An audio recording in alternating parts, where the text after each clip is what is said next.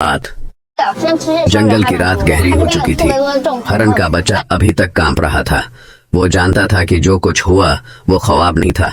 दरख्त के सुराख से सरख रोशनी अब भी निकल रही थी और कदमों की वही मधुर आवाजें सुनाई दे रही थीं, जैसे कोई छिपकर उनका ताक़ुब कर रहा हो।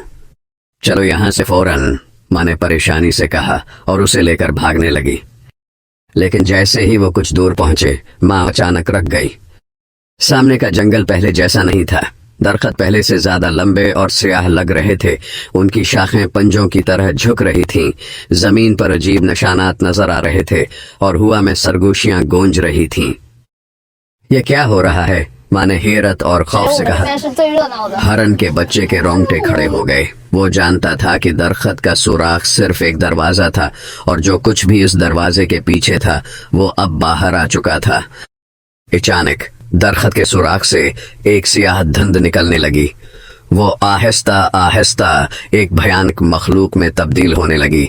लंबा सियाह जिस्म, दहकती हुई सरख आंखें और नोकीले हाथ। तुमने दरवाजा खोला है, वो मखलूक सरगोशी में बोली। अब तुम उसे बंद नहीं कर सकते। माँ ने बच्चे को पीछे किया और चीख कर कहा, दूर हो जाओ। मगर वो मखलूक आहिस्ता आहिस्ता आगे बढ़ रही थी। हरन के बच्चे के दिमाग में एक ख्याल आया, अगर मैं दरख्त में गया था और सब कुछ बदल गया तो शायद। इसने पूरी ताकत लगाकर दरख्त की तरफ दौड़ लगाई और सीधा सुराख में छलांग लगा दी। अचानक हर तरफ रोशनी फैल गई, जमीन लरजने लगी, सरगोशियां चीखों में बदल गईं और जब हरन का बच्चा होश में आया तो वो जंगल में था। सब कुछ पहले जैसा था, ना कोई मखलूक, ना सरख रोशनी।